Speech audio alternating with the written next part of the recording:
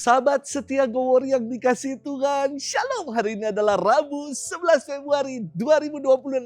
Hari ini didedikasi gereja sebagai hari orang sakit sedunia. Mari saya ingin mengajak kita semua untuk berdoa bagi saudara-saudari kita yang saat ini sakit. Semoga Allah menjamah mereka, mengaruniakan pemulihan, segala yang baik dan rahmat kesembuhan. Marilah kita berdoa, Bapa, Putra, dan Roh Kudus. Amin. Ya Allah, kami bersyukur atas karunia kehidupan yang Kau beri. Engkau Allah yang Maha Kuasa, Allah Sang Penyembuh. Tempat kami bersimpu dan memohon. Kami berdoa untuk saudara-saudari kami yang saat ini sedang sakit. Jamahlah mereka pribadi-pribadi. Dan anugerahkanlah segala yang baik bagi mereka. Anugerah kesembuhan, pemulihan. Kuatkan dan jiwai mereka dengan Roh-Mu ya Tuhan, agar mereka boleh semakin meyakini akan setiap rancangan dan rencana Tuhan yang indah pada waktunya. Demi Kristus Tuhan dan pengantara kami. Amin. Bapa, Putra, Roh Kudus. Amin. Kita hari ini akan bersama-sama merenungkan firman Tuhan yang diambil dari Injil Markus 7 ayat 14 sampai dengan 23. Kita siapkan hati kita. Haleluya, haleluya, haleluya. Sabdamu ya Tuhan adalah kebenaran. Kuduskanlah kami dalam kebenaran. Haleluya, haleluya, haleluya. Tuhan bersamamu dan bersama rohmu. Inilah Injil suci menurut Markus, dimuliakanlah Tuhan. Pada suatu hari Yesus memanggil orang banyak dan berkata kepada mereka, "Dengarkanlah aku dan camkanlah ini. Apapun dari luar yang masuk ke dalam seorang tidak dapat menajiskan dia. Tetapi apa yang keluar dari seseorang itulah yang menajiskannya. Barang siapa bertelinga untuk mendengar, hendaklah ia mendengar." Sesudah itu, Yesus masuk ke sebuah rumah untuk menyingkir dari orang banyak. Maka murid-murid bertanya kepada Yesus tentang arti perumpamaan itu. Yesus menjawab, "Apakah kamu juga tidak dapat memahaminya? Tidak tahukah kamu bahwa segala sesuatu dari luar yang masuk ke dalam seseorang tidak dapat menajiskannya?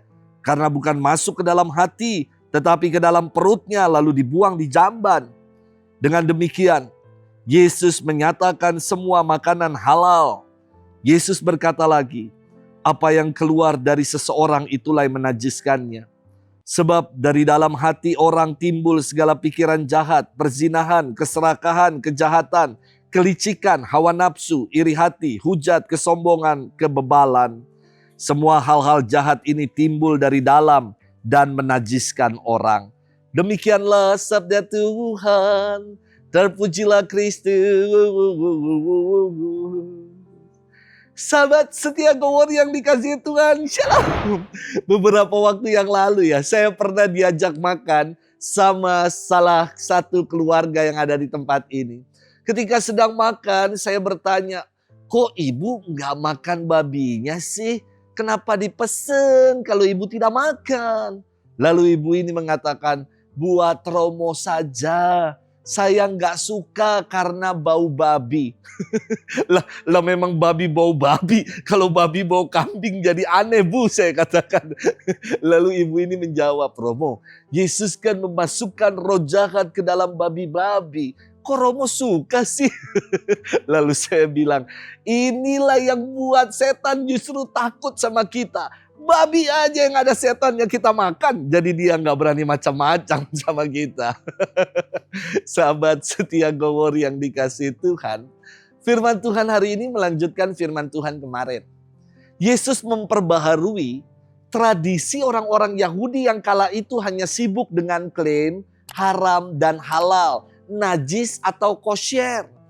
Bagi Yesus semua makanan kosher atau bisa disejajarkan dengan sebutan halal karena makanan tidak menajiskan orang sebab tidak masuk ke dalam hati tetapi masuk ke dalam perut dan dibuang ke dalam jamban. Bagi Yesus yang menajiskan, yang mencemarkan orang adalah apa yang keluar dari dalam diri orang. Itulah yang menajiskan. Bukan yang dari luar yang masuk ke dalam, tapi yang ada di dalam ini yang keluar. Itulah yang mencemarkan dan menajiskan orang, yakni hati yang jahat, dengki, iri hati, dendam, perzinahan, keserakahan, kelicikan, hujat, kesombongan, kebebalan. Itulah yang membuat diri menjadi cemar dan najis. Jadi bukan karena makan makanan tertentu orang menjadi najis, kotor atau tercemar. Namun dari sikap hidup kita, apa yang kita katakan, apa yang kita pikirkan, menentukan kualitas hidup kita sebagai orang benar atau orang tercemar. Sahabat setia Gowori yang dikasihi Tuhan, ajaran Yesus ini sangat dalam. Ia mengajarkan agar kita sadar, eling, enggak mabuk agama, menjaga kesucian dan kebersihan hati, bukan sekedar dengan tidak makan makanan tertentu, tetapi dengan melaksanakan perintah Allah dan menuruti segala ketetapan-ketetapan hukumnya. Hati yang suci dan bersih akan melahirkan perbuatan-perbuatan kasih dan kata-kata yang baik yang akan menjadi berkat bagi sesama. Maka mari kita jaga hati kita, jangan sampai dikotori dan dicemari dengan dosa. Selamat bermenung, Tuhan memberkati kita semua, Bapa dan Putra dan Roh Kudus. Amin.